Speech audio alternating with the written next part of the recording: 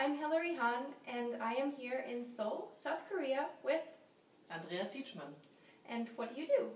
I'm head of music at Frankfurt Radio and managing the Frankfurt Radio Symphony Orchestra at the same time.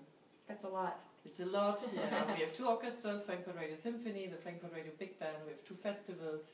It's the Crash Festival Contemporary Music and the Jazz Festival. Your head doesn't look big enough to keep track of all of that. No, it's growing. Were you a musician at one point? Well, I played the violin. I started when I was 5 years old, and I always played a lot, but then I decided I don't want to do that professionally. But I always felt I wanted to do something with music, and that's how I came to music management.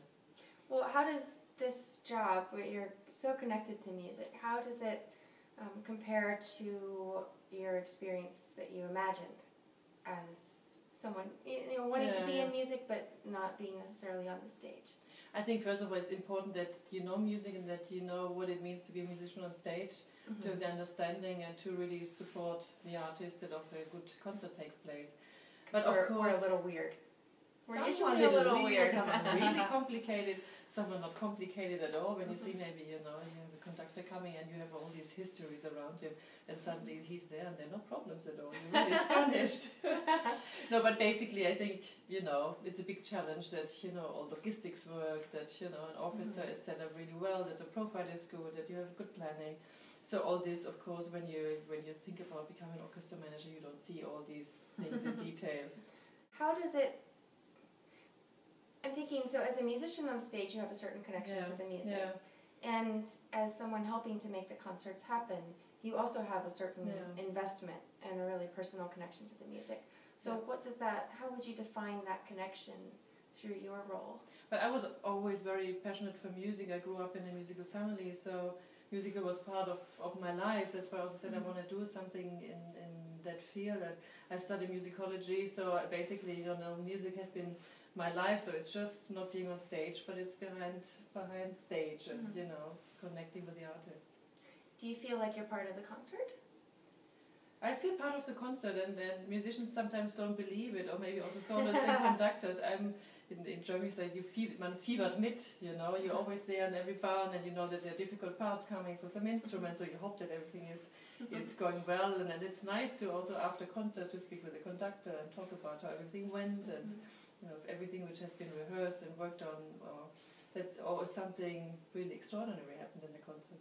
So I feel really part of everything. I was just going to say, you can be really proud of it. Just like, someone, almost like a parent, I think, watching their kid.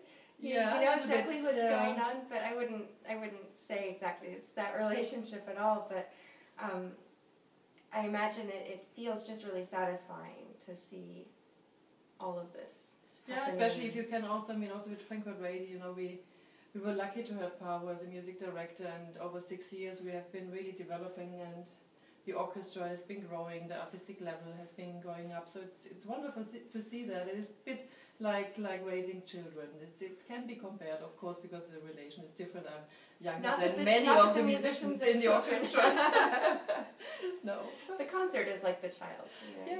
I think. Maybe it's that, or maybe it's the unit. It's the orchestra. It's kind of the cosmos itself. I think I was also lucky. I founded Mahler Chamber Orchestra together with musicians and with Abado. So I also was never considered being really, only manager of the orchestra. Right. So there was not this distance. It was like a family, and everyone had the same goal. And I think that's why I maybe feel also different. In that position, I always feel part of the whole thing. How would you say? Well, I guess what would you say the challenges are and the rewards for anyone who's interested in going into music administration? Granted, each job is different. I think probably the major challenge is working with the professional orchestra is kind of to lead the people in the right way, to have a good ground of working together, because in professional orchestra there's always this feeling that there's the orchestra, there's the management has to be the enemy. We have to fight against each other rather than working together. So I think that's a real big challenge, to also kind of consolidate interests, because of course I also represent the company, and maybe there are cuts in budget and things, so of course you have to develop it, and it's not always easy to handle that. So I think that's really a major challenge. And the biggest thing you like about it? I think the most wonderful thing in that job is that you have the result almost every evening.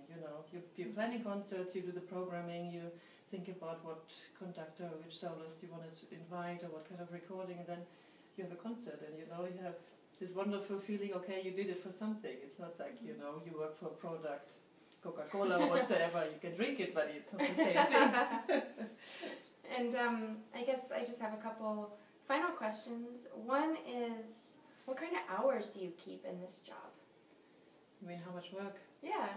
Well, I think, if you have a management position, it's basically day and night work. Mm-hmm. Of course, you start early in the morning, then, normal office hours, but then, of course, the artists, they want to keep in touch. Mm-hmm. Like with Pavo, for example, he doesn't look at the watch. If he calls me, it can be in the middle of the night. He's like, I need something. I'm guilty of that too. Time zones, you get all confused. Exactly, you have time zones, and after concerts you go out for dinner, and then you're traveling a lot, so you really have to love the job, because it's a huge investment of time. Mm-hmm.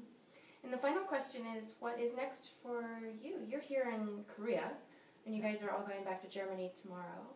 Right? Yes. So what happens in the summer for all of you? So, right after, normally, you have a break after that kind of tour. We don't. We continue. We have a closing of the season in Alte Oper with 2 concerts with Pavo. Then the week after we have the opening of Rheingau Music Festival. Oh. So 2 very important concerts televised on Arte Live Web. Mm-hmm. So a really important concert. And then we have a CD production with Patricia Kopaczynskaya and Peter Oetwisch. And then finally we have holidays.